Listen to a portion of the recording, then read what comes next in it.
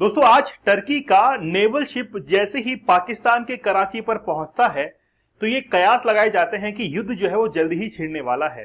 क्या वाकई में इस जहाज के पहुंचने के बाद हमारे लिए कोई चिंता का विषय है या फिर हमें यूं ही इसको टाल देना चाहिए? अगर टर्की से पूछा जाए कि आखिरकार आपने इस जहाज को वहां पर भेजा क्यों, टर्की ये कहता है कि भाई हमारे इसके अंदर पेट्रोल खत्म हो गया था, फ्यूल खत्म हो गया था, ये केवल और केवल वहां पर फ्यूल लेने के लिए गया था। हम ये पूछते हैं कि भाई हमने पूछा ही तो है, तुमको डरने की क्या आवश्यकता है? और इस डरे डरे जवाब के अंदर बहुत सारे सवाल जो है वो भी छिपे हुए हैं। तो हमने टर्की से पूछा कि भाई क्यों, आखिरकार कैसे आपका जहाज यहां पर पधार गया है?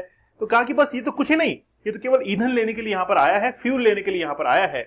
लेकिन अंतरराष्ट्रीय स्तर पर इस खबर को, इस छोटे से जहाज को क्या वाकई में सीरियस लेना चाहिए, उसके बारे में हम लोग विस्तार चर्चा करेंगे।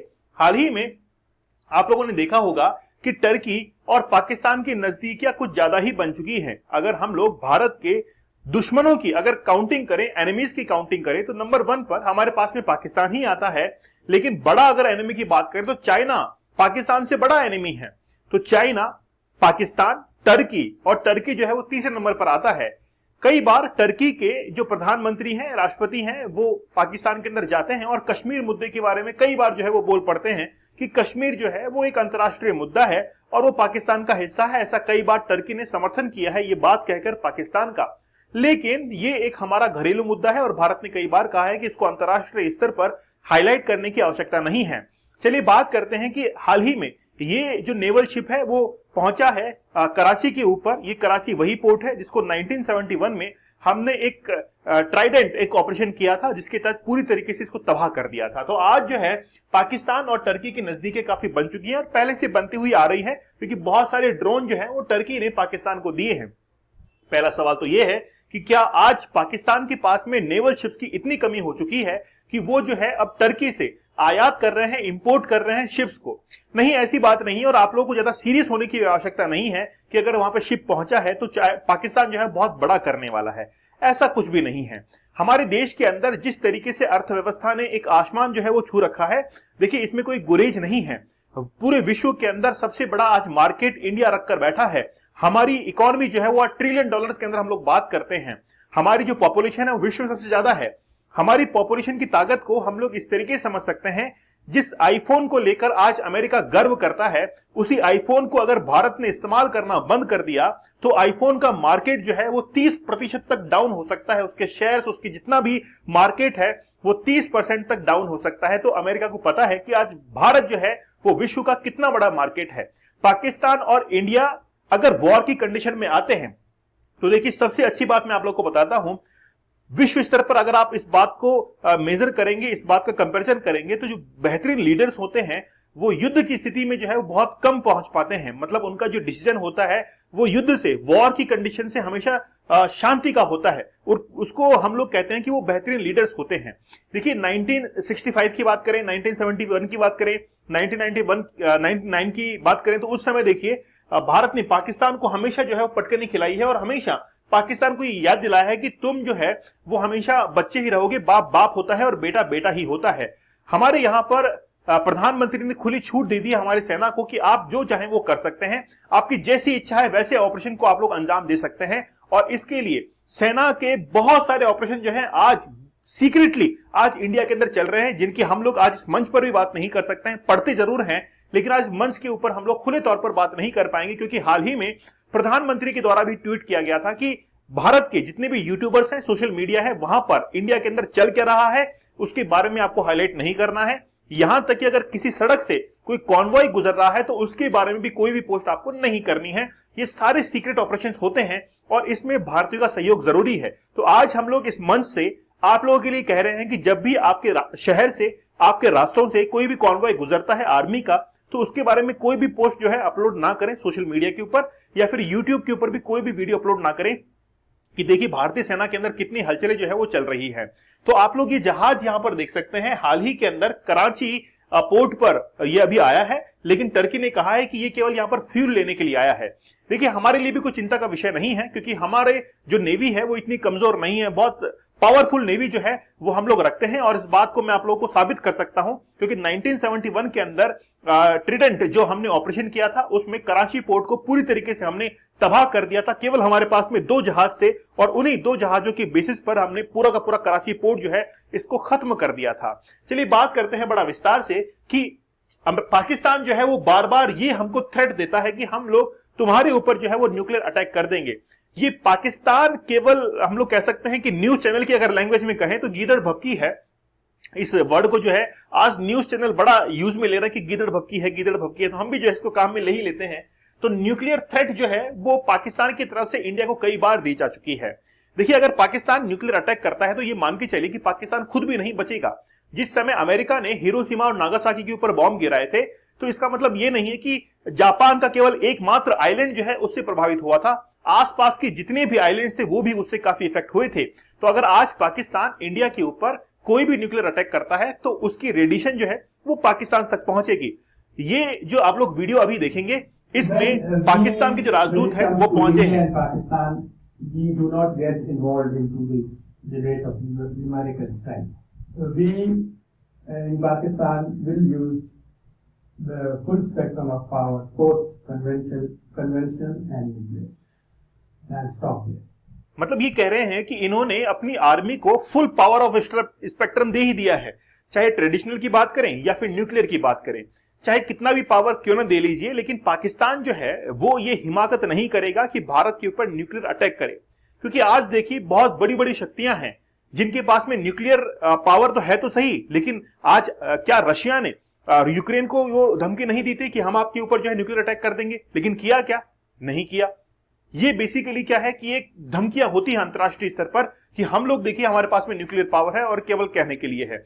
इस बात के उलट जो है पाकिस्तान की जो राजनीति है वो दूसरा ही कुछ जो है वो राग अलाप रही है। ये कह रहे हैं कि भारत जो है विद इन 36 आवर अटैक कर देगा पाकिस्तान के ऊपर, और पाकिस्तान की जो डिफेंस है आर्मी ने पूरी तरीके से प्लान कर लिया है कि वो पाकिस्तान की तरफ से पाकिस्तान के ऊपर जो है अटैक करेंगे। तो पाकिस्तान के अंदर जो पॉलिटिक्स है वो एक अलग ही दिशा के अंदर जा रही है। यहां तक कि यहां के जो राजनेता हैं, पॉलिटिशियंस हैं, उन्होंने अपने ही जो परिवार के जन हैं उनको बाहर भेज दिया है कहीं उन पर कोई आंच ना आए।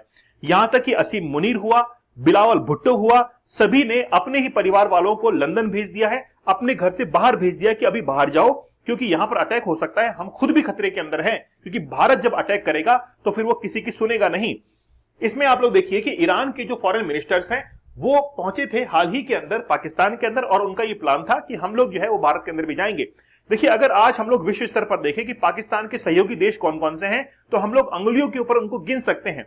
महज और महज 3-4 देश आज पाकिस्तान के साथ में हैं। जैसे टर्की आप देख लीजिए, आप चाइना देख लीजिए, आप मलेशिया देख लीजिए जो कि बार बार पाकिस्तान का हिमायत जो है वो करता है, मालदीव्स देख लीजिए। ये कुछ एक ही देश हैं जो कि आज पाकिस्तान के साथ में है, वरना सभी देश जो है वो आज भारत की तरफ से जो है वो बोल रहे हैं, क्योंकि उनको पता है कि भारत कितना बड़ा एक जो है इकोनॉमी रखता है, कितना बड़ा मार्केट रखता है, और भारत ने अगर इंपोर्ट करना बंद कर दिया दूसरे देशों से तो उनकी जो इकोनॉमी है वो काफी ज्यादा तक डाउनफॉल पर जा सकती है।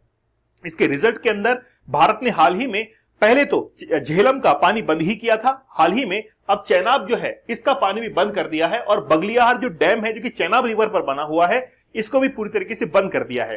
लेकिन पाकिस्तान ये कहता है कि अगर इंडस रिवर के पानी को रोका तो बिलावल भुट्टो की भाषा के अंदर कि या तो पानी बहेगा या फिर खून बहेगा।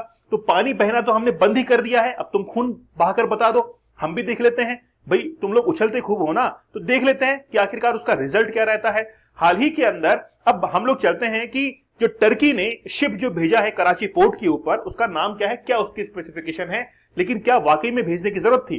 तो आप लोग यहां पर देख सकते हैं कि इंडो पाक टेंशंस के अंदर हाल ही में टर्की ने C-130 military transport plane halt in Pakistan. अच्छा बात यह है, यहां पर यह लिखा हुआ है कि टर्की ने जो है C-130 मिलिट्री ट्रांसपोर्ट प्लेन जो है वहां पर पाकिस्तान के अंदर भेजे हैं। साथ ही के अंदर एक नेवल शिप जो है TCG, इसका नाम है बुकिया काड़ा, ये जो नाम है बड़ा अटपटा सा नाम है, ठीक है। तो TCG जो है एक नेवल शिप वहां पर भेजा है, कोई खासी स्पेसिफिकेशन नहीं है उसके पास में, वो एक छोटा मोटा सा जहाज है, उसको हम लोग एक मिसाइल के अंदर जो है गिरा सकते हैं, ऐसा हमारे लिए कोई बड़ी बात नहीं है उसके लिए। तो उसको वहां पर भेजना, कराची पोर्ट के ऊपर आना हमारे लिए कोई चिंता का विषय नहीं है। केवल और केवल टर्की ये दिखाना चाहता है कि हम लोग पाकिस्तान के साथ में हैं, तो हम लोग केवल इसको इस तरीके से ले सकते हैं कि पाकिस्तान ने केवल और केवल अपना समर्थन दिखाने की कोशिश की है कि टर्की जो है वो हमारे साथ में है। ये तो हमको पता ही था कि टर्की तुम्हारे साथ में है, क्योंकि टर्की ने कई बार जो है कश्मीर के ऊपर ये स्टैंड लिया है कि ये पाकिस्तान का है। तो हमको तो पहले से ही पता था कि टर्की जो है वो पाकिस्तान के साथ में रहेगा, इसको दिखाने की आवश्यकता नहीं थी। साथ ही के अंदर आप देखिए कि अंतरराष्ट्रीय स्तर पर आज पाकिस्तान बहुत सारे देशों का समर्थन लेने के अंदर जुटा है, लेकिन कोई भी देश उसको समर्थन नहीं दे रहा है। आप देखिए कि जिस समय भारत के अंदर ये पहलगाम अटैक हुआ था, उसी समय पाकिस्तान के जो प्रधानमंत्री थे वो टर्की के अंदर पहुंचे थे समर्थन लेने के लिए। लेकिन आज भारत किसी देश के पास में गया है? किसी भी देश के पास में भारत नहीं गया है। भारत लौट जरूर आया है वहां से। भारत यानी कि प्रधानमंत्री जो थे वो यूएई की यात्रा पर थे, वहां से लौट आए कि भाई हमारे देश के अंदर कुछ हुआ है, हम वहां पर जाते हैं, संभालते हैं ऐसा। लेकिन भारत जो है खुद चलाकर किसी देश के पास में नहीं गया है, क्योंकि भारत के पास में दोस्तों की कमी नहीं है और दुश्मनों को हमने अलग से छांट कर रखा हुआ है। हमको पता है कि कौन सा हमारा जो है वो दुश्मन है और कौन सा दोस्त है।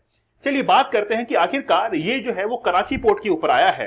देखिए भारत जो है नेवल ब्लॉकेज अब लगाने को जा रहा है, ये बात तो कंफर्म हो चुकी है, क्योंकि भारत के जितने भी शिप्स हैं वो यहां पर तैनात हो चुके हैं।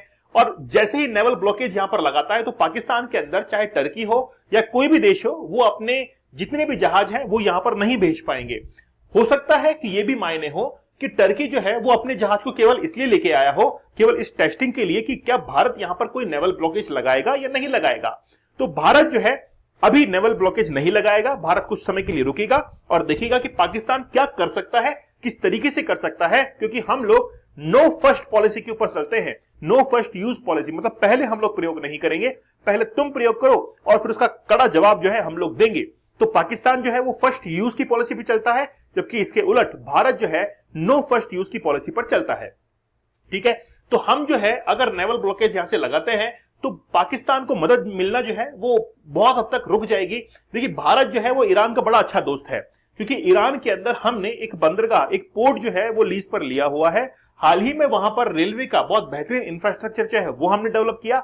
इसके पक्ष के अंदर ईरान ने कहा कि हम लोग जो है भारत से बड़ा खुश हैं, हमको कोई नाराजगी जो है वो भारत से नहीं है। इसीलिए हम लोग अगर कल को युद्ध की स्थिति देखते हैं तो कंफर्मली जो है ईरान भारत के साथ में होगा, क्योंकि भारत ने ईरान के अंदर एक चाबहार पोर्ट को डेवलपमेंट किया है। साथ ही में वहां से एक ऐसा रास्ता अख्तियार कर दिया है जो कि ईरान से होते हुए अफगानिस्तान के अंदर पहुंचता है। और अफगानिस्तान को ऑलरेडी हमने हमारे पक्ष में कर लिया है, क्योंकि अफगानिस्तान के अंदर आज तक की सबसे बड़ी गेहूं की खेप, क्योंकि वहां पर खाने की बड़ी कमी थी, तो फूड ग्रेन्स के लिए हमने सबसे पहले अफगानिस्तान के अंदर गेहूं भिजवा दिए तोहफे के तौर पर कि ठीक है कल को समर्थन जो है वो हमको हासिल होगा। इसीलिए भारत के पास में आज बहुत बड़ा समर्थन है, भारत को घबराने की आवश्यकता नहीं है। हम लोग बात करेंगे ऑपरेशन ट्रिडेंट की। देखिए 1971 के अंदर जो हालात थे वो किसी से छिपे नहीं हैं। उस समय इंदिरा गांधी ने जिस तरीके की रणनीति का अपनाया वो वाकई में तारीफ काबिल था। लेकिन बात यह है कि उस समय ही पाकिस्तान का जो खात्मा है, मतलब जिसको हम लोग कहते हैं सुपुर्द खाक, वो कर देना चाहिए था, क्योंकि अगर सुपुर्द खाक कर दिए होते तो आज ये परिस्थिति नहीं बनती। उस समय ही जो है हमको पीओके का निपटारा कर देना चाहिए था। देखिए पीओके के लेकर हमने बहुत पहले भी कई गलतियां की हैं। जैसे 1965 के पास में हमारे पास में मौका था कि हम लोग पीओके को ले लेते और वो मामला वहीं पर खत्म हो जाता। वापस से फिर 1971 के अंदर हमको मौका मिला, फिर 99 के अंदर हमको मौका मिला। अब जो है वापस से चौथी बार हमको मौका मिला है कि हम लोग पीओके का जो मामला है इसको पूरी तरीके से खत्म कर दे। और कई बार दोनों देश, चाहे हम लोग भारत की बात करें, पाकिस्तान की बात करें, एक राजनीतिक मुद्दा जो है वो होता है पीओके को लेकर, कश्मीर को लेकर। तो भारत की तरफ से अब ये पहल होनी चाहिए कि हम लोग अब ये जो मुद्दा है इसको खत्म करेंगे और पीओके जो है इसको शामिल करते हुए एक राजनीतिक मुद्दा ना बनाते हुए हम लोग विकास की ओर जो है वो अग्रसर होंगे। इसीलिए अब देखिए कि ये जो ऑपरेशन था वो 1971 के अंदर किया गया था, क्योंकि हम लोग जमीनी स्तर पर तो बांग्लादेश को आजाद करवा रहे थे पाकिस्तान से। शेख मुजीबुर रहमान जो कि भारत के पक्ष में थे, उनकी जो नवाबजादी है, उनकी जो बेटी है शेख हसीना, वो आज भारत के अंदर है। अब हो सकता है कि मुश्किल जो है वो सरकार बन पाए बांग्लादेश के अंदर शेख हसीना की, लेकिन 1971 के अंदर जैसे हम लोग जमीन के ऊपर लड़ रहे थे उसके विपरीत हमको नेवल ब्लॉकेज जो है वो लगाने की जरूरत थी। इसीलिए हमने एक ऑपरेशन शुरू किया जिसका नाम था ऑपरेशन ट्रिडेंट। तो ऑपरेशन ट्रिडेंट के अंदर 4 से 5 दिसंबर 1971 को, आप देखिए डेट जरूर याद रखना, क्योंकि पाकिस्तान ने जब सरेंडर किया था वो 6 दिसंबर को किया था। उससे पहले 4 और 5 दिसंबर 1971 को कराची बंदरगाह और पाकिस्तानी नौसैनिक जो संपत्तियां थी, एसेट्स जो थे, उनके ऊपर हमने अटैक किया। भारतीय नौसेना की मिसाइल बोट्स आईएनएस निपट, आईएनएस वीर, आईएनएस खुकरी ने रात में तेजी से हमला किया, जिसमें विक्रांत एंटीशिप मिसाइलें जो है वो पहली बार इनका इस्तेमाल हुआ था और उसका रिजल्ट ये निकला था कि पाकिस्तान की नौसेना ने पीएनएस खैबर और पीएनएस मुहाफिज जो है इसको पूरी तरीके से खत्म कर दिया था। कराची बंदरगाह के जो तेल डिपो थे, ऑयल के जो डिपो थे, उनको हमने उड़ा दिया था और उनकी आग जो है वो लगभग 1 महीने तक जलती रही थी। इतनी जबरदस्त वहां पर आग थी, गोदाम में आग लग गई थी, जिससे भारी नुकसान पाकिस्तान का हुआ था। भारत ने कराची पर नौसैनिक नाकेबंदी की थी, जिससे पाकिस्तान की अर्थव्यवस्था को जो है कमजोर कर दिया था। अब भारत की पहली बड़ी नौसेना की जीत थी, जिसमें 1971 के युद्ध के अंदर भारत ने जो है अपनी श्रेष्ठता को दिखाया था। तो 1971 जो है वो आज पाकिस्तान को याद होगा कि भारत की नेवी जो है वो कितनी जबरदस्त है। तो कोई मुकाबला नहीं है। अगर हम लोग मुकाबला करना भी चाहें तो आप लोग देख सकते हैं कि भारत की जो पावर है, जैसे फ्लीट स्ट्रेंथ की हम लोग बात करें तो 294 एयरक्राफ्ट कैरियर्स की बात करें तो 2 हमारे पास में एयरक्राफ्ट कैरियर है, पाकिस्तान के पास में 0 है। हेलीकॉप्टर कैरियर की बात करें तो दोनों के पास में 0 है। डिस्ट्रॉयर शिप की बात करें तो भारत के पास में 12 है। और सबसे महत्वपूर्ण यही होता है डिस्ट्रॉयर शिप, जिसके ऊपर गोला बारूद मिसाइल वगैरह सब तैनात होते हैं और बहुत स्पीड से ये क्या करता है, मूव करता है। फ्रिगेट्स 12 है, ठीक है। उसके बाद में पेट्रोल वेसल्स सब कुछ जो है भारत के पास में है। आज भारत में किसी बात की कमी नहीं है। भारत बहुत अच्छे से अटैक कर सकता है। आप लोग देखेंगे एयरफोर्स की बात करें, आर्मी की बात करें, नेवी की बात करें, हर तरफ से भारत मजबूत है। पाकिस्तान ये चाहता है कि पाकिस्तान की गिरती हुई अर्थव्यवस्था को आखिरकार कैसे संभाला जाए, और ये पाकिस्तान का पुराना इतिहास रहा है कि गिरती हुई अर्थव्यवस्था, बेरोजगारी और सेना का महत्व बढ़ाते हुए उसने हमेशा भारत पाकिस्तान का मामला जो है उसको मुद्दे को राजनीतिक बनाया है और लोगों का ध्यान अर्थव्यवस्था से हटाया है। लेकिन भारत जो है, भारत ये चाहता है, मतलब देखिए एक अच्छे लीडर की निशानी होती है कि वो युद्ध के अंदर कम से कम इन्वॉल्व होता है, क्योंकि उसको पता है कि एक बार में युद्ध के अंदर इन्वॉल्व हुआ तो हमारी इकोनॉमी जो है काफी डाउनफॉल पर जाएगी। कल को यही लोग जो है वो हमको ही कहेंगे कि यार हमारी इकोनॉमी डाउनफॉल की तरफ जा रही है, हम लोग बाहर से इंपोर्ट जो है ज्यादा कर रहे हैं, एक्सपोर्ट नहीं कर पा रहे हैं। इसलिए सीधी सीधी बात है कि हम लोग इकोनॉमी के ऊपर ज्यादा फोकस करें। धीरे धीरे जो हम लोग चाइना को या फिर पाकिस्तान को वैसे ही हरा देंगे अगर हम लोग इकोनॉमिक प्रोस्पेक्ट में आगे निकल जाएं। आज चाइना ने भी तो यही किया। आज चाइना ने जिस तरीके से इकोनॉमिक ग्रोथ की है वो आज अमेरिका को पच नहीं रही है। अमेरिका को लगता है कि यार हमारे बराबर में कोई देश आके कैसे खड़ा हो गया है। लेकिन इतने समय के अंदर 1949 से लेकर अब तक जो है चाइना ने किसी के साथ में कॉन्फ्लिक्ट नहीं किया सिवाय भारत के। इसीलिए आज उसका रिजल्ट ये है कि चाइना जो है वो आज बहुत बड़ी इकोनॉमी जो है वो बन चुका है। आप लोगों की क्या राय है मुझे आप लोग कमेंट सेक्शन में जरूर बताइएगा। लेकिन क्या वाकई में भारत को अटैक करना चाहिए या नहीं करना चाहिए? आप लोग इमोशंस में आकर इसका जो है कमेंट सेक्शन में आंसर मत कीजिएगा। आप अपने दिमाग से सोचिएगा और फिर आंसर कीजिएगा कि हाँ भारत को अभी अटैक करना चाहिए, भारत को थोड़ा लेट अटैक करना चाहिए, या फिर थोड़ा सा और हमको इकोनॉमी को ग्रो करना चाहिए, उसके बाद में हमको एक साथ जो है वो पाकिस्तान के ऊपर अटैक करना चाहिए। बच्चा बच्चा रहेगा, बाप बाप रहेगा। ठीक है, 75 डेज का हार्ड चैलेंज आप लोग जरूर ज्वाइन कीजिएगा। लाइफ चेंजिंग ये कोर्स है, आपकी जिंदगी बदल देगा, आपके जीवन के अंदर कंसंट्रेशन और फोकस जो है वो लेकर आएगा ताकि आप लोग अपने जीवन के अंदर आगे निकल सके। क्योंकि ये जो पोर्नोग्राफिक का एडिक्शन है ये बड़ा खराब होता है। ठीक है, आप लोग मुझे टेलीग्राम पर दीपक इंद्रा ऑफिशियल और साथ ही में दीपक इंद्रा ऑफिशियल इंस्टाग्राम पर ज्वाइन कर सकते हैं, फॉलो कर सकते हैं। आपको लेक्चर की पीडीएफ वहां पर अवेलेबल हो जाएगी। ठीक है, चलिए मिलते हैं आप लोगों से अगले सेशन के अंदर। धन्यवाद, थैंक यू।